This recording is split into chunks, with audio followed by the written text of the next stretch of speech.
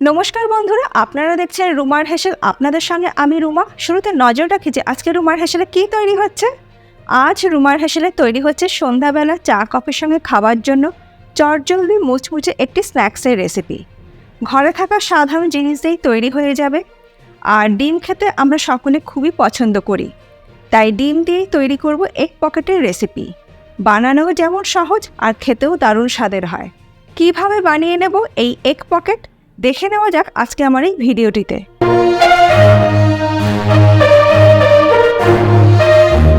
Egg pocket বানানোর জন্য নিয়েছি 2টি সেদ্ধ ডিম আর নিয়েছি স্লাইস ব্রেড।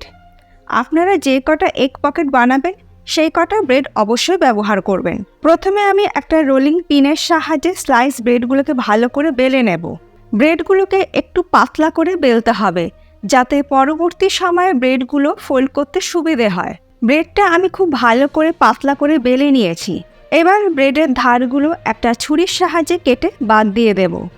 আর ধারগুলো এইভাবে ছুরির সাহায্যে কেটে বাদ দিলে কি হবে, ব্রেডের স্লাইসটা একদম পারফেক্ট শেপের হবে। আর ওই একই রকমভাবে বাকি ব্রেডের স্লাইসগুলো বেলে নিয়ে ছুরি দিয়ে ধারগুলোকে কেটে আমি রেডি করে নিয়েছি। এরপরে এগ পকেটসের পুরটাকে রেডি করে নেব। তার জন্য একটা বাটির মধ্যে আমি সেদ্ধ ডিম দুটিকে গ্রেটারের সাহায্যে গ্রেট করে নেব। ডিম দুটি গ্রেটারের সাহায্যে গ্রেট করে নেবার পর এর মধ্যে দিয়ে দিচ্ছি 2 টিস্পুন চিলি ফ্লেক্স। আপনারা আপনাদের স্বাদ মতন চিলি ফ্লেক্সটা ব্যবহার করবেন। 1/2 টিস্পুন গোলমরিচ গুঁড়ো দিয়ে দিলাম। সুইট কর্ন দিলাম 1/4 কাপ। আর মোজারেলা চিজ আমি এখানে দিয়ে দিলাম 1/4 কাপ। 1/2 টিস্পুন নুন দিলাম আর দিচ্ছি 1 মুঠো ফ্রেশ ধনেপাতা কুচি। এবার সব কিছু একসাথে ভালো করে মিশিয়ে নেব। নিয়ে নিলাম বেশ কিছুটা পরিমাণে ব্রেড ক্রাম্ব, আর এর মধ্যে দিয়ে দিলাম সামান্য পরিমাণে নুন আর দিয়ে দিচ্ছি সামান্য পরিমাণে গোলমরিচ গুঁড়ো। তারপর একসাথে ভালো করে মিশিয়ে নেব।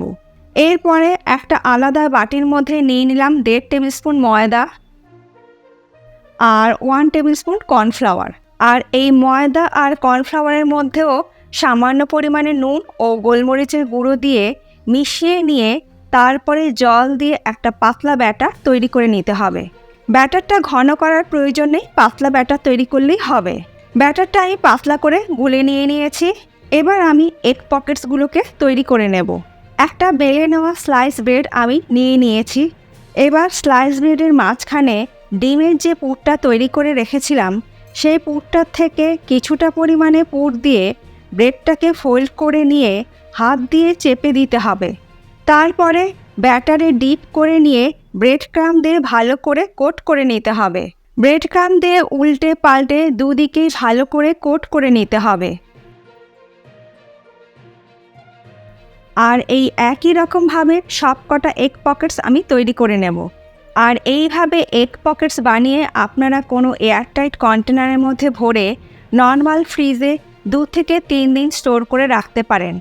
আর যদি বেশি দিন স্টোর করে রাখতে চান তাহলে অবশ্যই আপনারা ডিপ ফ্রিজে স্টোর করে রাখতে পারেন। আর যখন ফ্রাই করবেন মিনিমাম 1 ঘন্টা আগে ডিপ ফ্রিজ থেকে বের করে নর্মাল টেম্পারেচারে করে তারপরে কিন্তু ফ্রাই করবেন।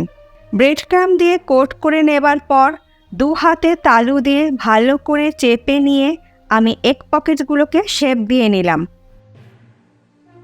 এগ পকেটসগুলো ফ্রাই করার জন্য কড়াইতে দিয়ে দিলাম পরিমাণ মতন সাদা তেল। তেলটাকে ভালো করে গরম করে নিয়ে এবার গ্যাসের ফ্লেমটাকে মিডিয়াম টু হাইতে রেখে একটা একটা করে এগ পকেটস দিয়ে আমি গোল্ডেন ব্রাউন করে ভেজে নেব। আর এই এগ পকেটসগুলোকে হাই ফ্লেমে না ভেজে মিডিয়াম টু হাই ফ্লেমে ভাজলেই বেশি ভালো হবে। 2 পিঠ উল্টে পাল্টে ভালো করে ভেজে নেবার পর তুলে একটা কিচেন টিস্যুর ওপর রেখে দিচ্ছি, যাতে এক্সট্রা তেলটা অ্যাবজর্ব করে নেয়। আর ওই একই রকমভাবে বাকি এগ পকেটসগুলোকেও আমি ভেজে নেব।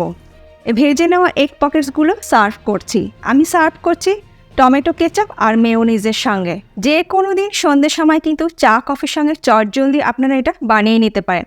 বাচ্চা বড় সকলেরই কিন্তু ভীষণই ভালো লাগবে খেতে। একটা এগ পকেট আমি ভেঙে দেখিয়ে দিচ্ছি, দেখুন কেমন পারফেক্ট হয়েছে। ভেতরে মোজারেলা চিজ দেওয়ার কারণে এইরকম স্ট্রেচেবল ভাবটা এসছে। মোজারেলা চিজের বদলে আপনারা কিন্তু অন্য কোনো চিজ দিলে তখন কিন্তু এই স্ট্রেচেবল ভাবটা আসবে না। স্বাদের কোনো তফাৎ হবে না, কিন্তু এরকম স্ট্রেচেবল ভাবটা কিন্তু আসবে না।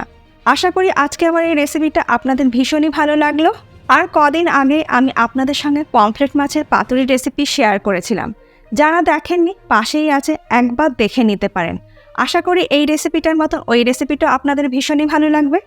আজ তাহলে এই পর্যন্ত, আবার দেখা হবে নতুন কোনো ভিডিওর সঙ্গে।